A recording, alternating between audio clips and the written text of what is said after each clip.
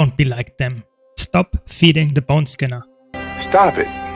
Get some help. You get this mentioned help by watching the entire video and doing top DPS in this fight blindly and without any dodging. This video is not only important for inspiring new strike enjoyers, but also provides veterans with new information on the fight. Before you engage the Skinner, hit the pile on your left and run like crazy around it to collect 30 red orbs and get access to your main damage skill, the special action Spirit Nova, if you have Icebrute Saga Mastery. Our DPS builds are highly recommended, otherwise you will miss out on the huge Spirit Nova damage spikes. Now that's a lot of damage! Open the arena by talking to the NPC on your right, but wait to engage until the ready check has finished. If you rush in too early, your party will hate you.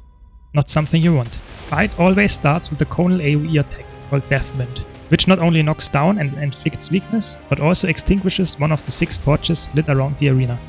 Simply sidestep it as a group. Stay stacked. The lit torches will prevent you from taking damage from the Boneskinner's tormenting aura. You can relight extinguished torches by interacting with them. But who wants to do that when you can just heal through the aura? After the first Death Wind, the Skinner's signature attack will always follow. Grasp. It is heavily telegraphed, so if you get hit by this attack, your monitor is probably turned off. It will spawn orange AoEs below each player and the Skinner will raise its right leg. Just sidestep again as a group so that all the AoEs are stacked in one place next to you. Don't touch them as they do heavy damage. This attack is always followed by Cascade, an attack that only hits at range, so if you stay close to the boss, you can ignore it. After Cascade you will get another Grasp attack. Just sidestep it again as a group. You're starting to see the pattern, aren't you? One last Cascade attack before you typically reach 90% boss health, and the Skinner starts standing on his hind legs and summoning wisps. Please use all your CC in conjunction with the now available broken Spirit Nova skill. If no one is sleeping, this should break the bar and give you a nice DPS window with the exposed debuff on the boss. You can negate the damage from the wisps with projectile destruction, but it is a common misconception that the wisps deal a lot of damage. The main reason you need a competent healer is that the passive aura damage increases drastically with each unlit torch. Instead, use the wisps to recharge your Spirit Nova special action skill, such as by pulling them in with Spectral Grasps. Boss now follows up with Death Wind into Grasp and Cascade, followed by another Grasp and Cascade. Just sidestep these attacks and rotate as a group around the boss in a tight circle. At 75% health and every 25% after that, the Boneskinner will attempt to escape the arena with a charge attack. Why are you running? Why are you running? This will permanently destroy a torch, but you do not care as you like the darkness anyway. Watch this charge however, as it deals heavy damage, and avoid the subsequent jump in the middle of the arena when the Skinner decides to return. The final addition to this phase is a jump by the beautiful boss in the air, making him untargetable.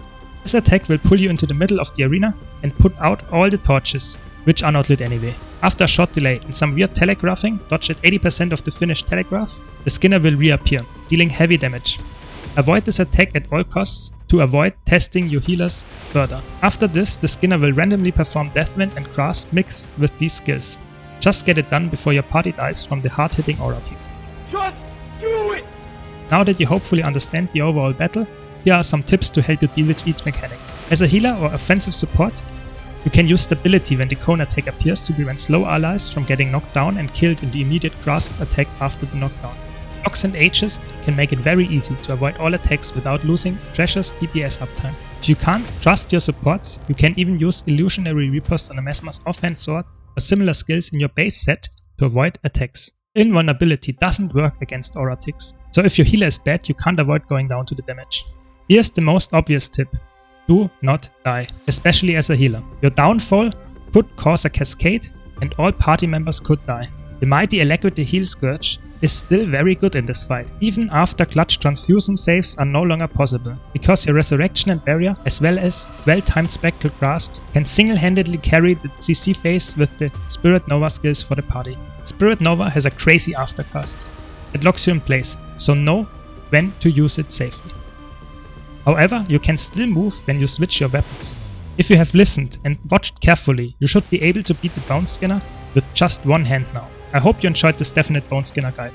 If you did, why not leave a like and subscribe for more content like this. Hope to see you in the next video, or in game, not feeding to the Boneskinner.